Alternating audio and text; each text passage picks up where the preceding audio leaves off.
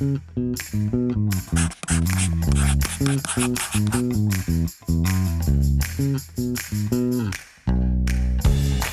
to this video lecture on AP European History. Today we're talking all about the Renaissance. The Renaissance is going to get us started with AP European History, and hey, this is a pretty important time period. In fact, we've got a term for it that most people know about it called the Renaissance guy. So what is the Renaissance guy? It tends to be the person who's involved in a lot of different things. Think of today some big examples of this. We can think of somebody like Brad Pitt. Brad Pitt is both a movie actor and a movie producer. One of my favorites from my childhood is Bono. Bono is a singer, and he's also a philanthropic guy who's been doing all this great work, especially in places like Africa with issues of disease and poverty. Or my favorite these days, Ryan Reynolds. Yep, Ryan Reynolds is a big-time actor, but he's also now the owner of the soccer team out in Wrexham, and of course we know they have an entire series based upon that. So where does this idea come from? This idea of being a Renaissance person involved in so many different things? Well, it comes from the time period of the Renaissance, and the Renaissance is so important in European history. It's a rebirth of this idea called humanism, or the focus on the human being. Now in history, we like to talk about context, so why does the Renaissance take place? Well, keep in mind the Renaissance is going to take place in both southern Italy and northern Italy. That was right on the Mediterranean. So we had the big crossroads of trade between places like the Silk Road, Indian Ocean, and Trans-Saharan. You might remember that from AP World History. We also have at that time period the exploration of the Americas. So a ton of silver is flowing into Europe, and that of course allows for the financing of the Renaissance to take place. Oh yeah, because of financing, we're also going to get some major banking families, which we'll talk about in a minute, becomes a little mafia-esque, if I might say, and we'll talk about that in just a few seconds. The big thing I want you to remember, at this time period, the Renaissance is all about new ideas being reborn from the past, and these were ideas coming from the Greek and Roman cultures that had been saved in major Islamic libraries and were brought back during the Crusades. But also, what's going to be important is the challenge this will bring to the traditional authority figures. So let's get going. Okay, we kind of have dealt with this, but it's so important. Whenever we talk in history, we always talk about context. What was it that was happening at the time that really got the period going? And the Renaissance is perfect for this. You know, during the Renaissance, as we talked about before, we had the crossroads of trade that was taking place in the Mediterranean. We had the exploration of the Americas with silver.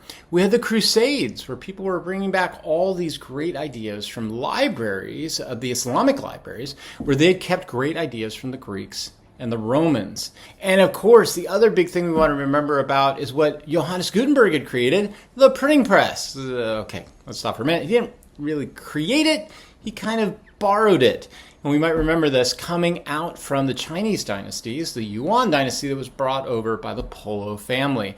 The Gutenberg printing press was borrowed from that, and it was applied within Europe. And of course, that allowed for the mass production of books, and that would allow the Renaissance to take place. Okay, so what were the big effects that took place? Let's start off with the effects to philosophy, because that's really important. Now, we oftentimes hear about this period right before here being called the Dark Ages. Nowadays, historians look at this and they're not so sure that they were really as dark as people claim. So where do we get that from? We get it from a major thinker at this time called Petrarch. And Petrarch called it the Dark Ages because now, with all these new ideas flowing into Europe, there was a rebirth of all the classics of Greek and Roman thought and the idea of focusing in on what was it that would help human beings to really thrive. So one of the big thinkers, of course, that we all know about is Niccolo Machiavelli. Machiavelli wrote two major books. He's oftentimes known for The Prince, where he makes the argument that human leaders really need to be both hated and loved at the same time. And he calls for power as being separated from the idea of morals so that leaders could maintain their power. Now, what we oftentimes forget about Machiavelli is he also wrote a book called The Discourses. And inside of the Discourses, he called for a return to the Roman Republic, or the idea of democracy. Now, in southern Italy at this time period, remember, they're right up against the Mediterranean, right? We talked about that earlier. And because of that, a lot of the ideas that were flowing off of that tended to be secular ideas. That's important for Machiavelli, was sort of a division between church and state. That was growing at this time. Also, we started to see banking families like the Medici family. Now, remember I told you, a little mafia-esque, right? And it did actually happen. You would have a family establish a bank, and they would be working that bank and somebody would come out in the street and they would be murdered by knife point right out on the street by a rival family establishing their bank because there was so much competition that was taking place. That was the context for people like Machiavelli. But then there's Northern Italy. And Northern Italy was very different. Northern Italy was trying to break away from the Roman Catholic Church. And they were basing their breakaway at the time period based upon new religious ideas. And they were challenging the Pope and basically saying like he had become a little bit corrupt at this time period. We started to have artists at this time period, people like Jan van Eyck, who were creating pictures that were very religious in tone, but more focused upon naturalism at this time period. These kinds of ideas were separating away from the church and trying to establish their own autonomy or their own freedom from the Catholic Church. Then there are the effects that are going to take place to science, and this is going to be so Then there are the effects that are going to take place to science, and this is going to be so important at this time. If we go back to the days of Greece, people like Aristotle and Ptolemy had set up what we call a cosmology, or a belief about the universe. In their idea, the Earth was at the center of the universe, and what surrounded the Earth were perfect crystalline spheres, 8 of them, 8 perfect crystalline spheres. Who cares? Why is that important? Because the Earth is at the center. That means human beings are really important. There are these perfect circles surrounding the Earth, 8 of them, and the bodies that float in those crystalline spheres are perfect. All of this tended to give evidence that there was an intelligent creator. Well, along comes Copernicus, and Copernicus says, hey, I'm going to advocate for what's called the heliocentric theory. The idea that the sun was at the center of the universe. Okay, there's your first ding against Ptolemy and Aristotle. But then the second one came up with Galileo. Galileo took out a telescope, looked up into the skies and saw that the moons that went around the Earth and around other planets were not perfect, but by any means had potholes in them, and there was and they had things hit them over time. Then Johannes Kepler came along, and he said, you know those perfect 8 crystalline spheres that were in perfect circles? That's not how things orbit. They orbit in ellipses, or more like ovals. Ovals are not nearly as perfect. So who cares, right? Why does any of this matter?